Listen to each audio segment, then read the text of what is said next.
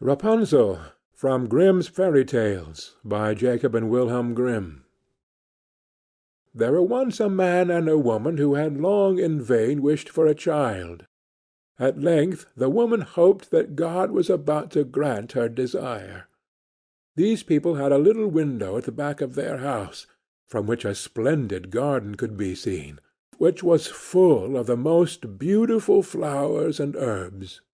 It was, however, surrounded by a high wall, and no one dared to go into it because it belonged to an enchantress, who had great power and was dreaded by all the world. One day the woman was standing by this window and looking down into the garden, when she saw a bed which was planted with the most beautiful rampion, and it looked so fresh and green that she longed for it. She quite pined away, and began to look pale and miserable. Then her husband was alarmed, and asked, "What ails you, dear wife?" "Ah," she replied, "if I can't eat some of the rampion which is in the garden behind our house, I shall die." The man, who loved her, thought, "Sooner than let your wife die, bring her some of the rampion yourself, let it cost what it will." At twilight he clambered down over the wall into the garden of the enchantress, hastily clutched a handful of rampion, and took it to his wife. She at once made herself a salad of it, and ate it greedily. It tasted so good to her, so very good, that the next day she longed for it 3 times as much as before. If he was to have any rest, her husband must once more descend into the garden. In the gloom of evening, therefore, he let himself down again, but when he had clambered down the wall he was terribly afraid, for he saw the enchantress standing before him. "How can you dare," said she, with angry look, "descend into my garden and steal my rampion like a thief? You shall suffer for it." "Ah," answered he, "let mercy take the place of justice. I only made up my mind to do it for necessity. My wife saw your rampion from the window, and felt such a longing for it that she would have died if she had not got some to eat." Then the enchantress allowed her anger to be softened, and said to him, "If the case be as you say, I will allow you to take away with you as much rampion as you will. Only I make one condition. You must give me the child which your wife will bring into the world. It shall be well treated, and I will care for it like a mother." The man in his terror consented to everything, and when the woman was brought to bed, the enchantress appeared at once, gave the child the name of Rapunzel, and took it away with her. Rapunzel grew into the most beautiful child under the sun. When she was 12 years old, the enchantress shut her into a tower, which lay in a forest, and had neither stairs nor door, but quite at the top was a little window. When the enchantress wanted to go in, she placed herself beneath it, and cried, "Rapunzel, Rapunzel, let down your hair to me." Rapunzel had magnificent long hair, fine as spun gold, and when she heard the voice of the enchantress, she unfastened her braided tresses, wound them round one of the hooks of the window above, and then the hair fell 20 ells down, and the enchantress climbed up by it. After a year or two it came to pass that the king's son rode through the forest and passed by the tower. Then he heard a song, which was so charming that he stood still and listened. This was Rapunzel, who in her solitude passed her time in letting her sweet voice resound. The king's son wanted to climb up to her, and looked for the door of the tower, but none was to be found. He rode home, but the singing had so deeply touched his heart that every day he went out into the forest and listened to it. Once, when he was thus standing behind a tree, he saw that an enchantress came there, and he heard how she cried, "Rapunzel, Rapunzel, let down your hair to me." Then Rapunzel let down the braids of her hair, and the enchantress climbed up to her.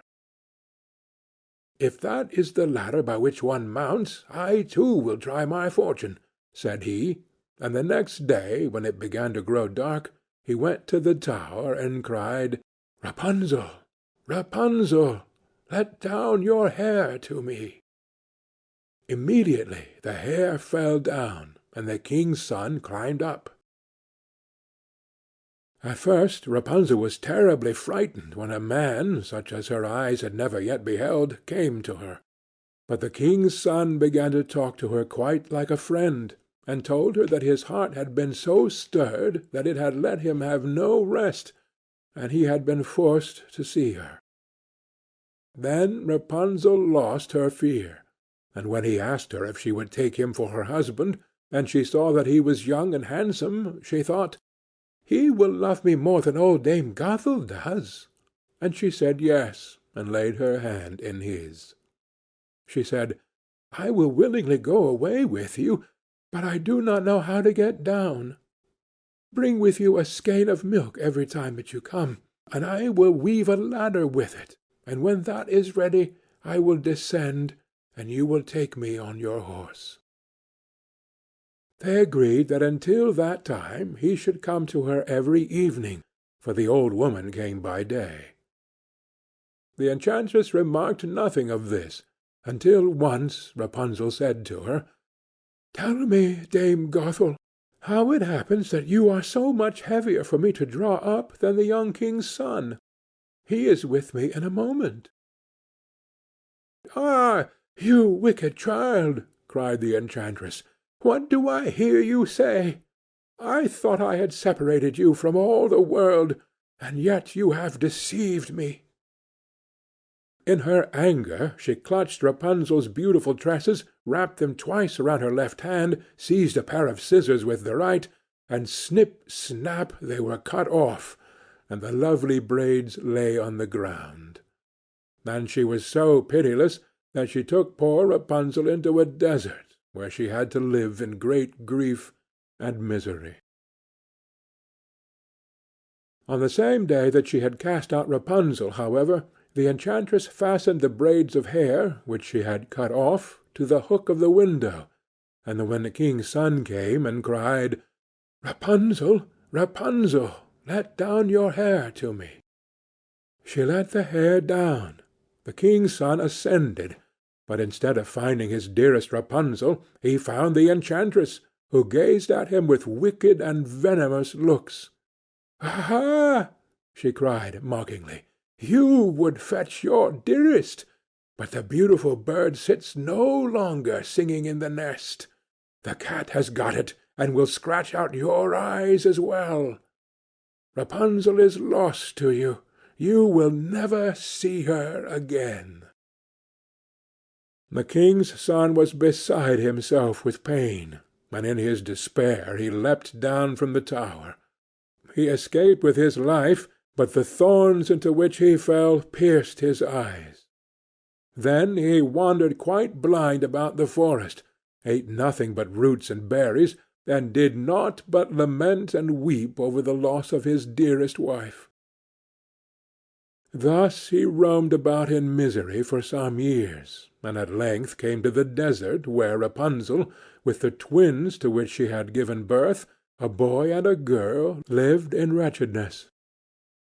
He heard a voice, and it seemed so familiar to him that he went towards it, and when he approached, Rapunzel knew him and fell on his neck and wept.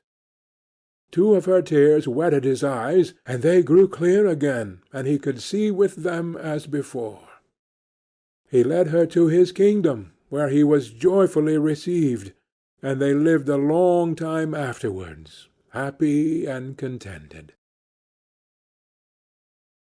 End of Rapunzel.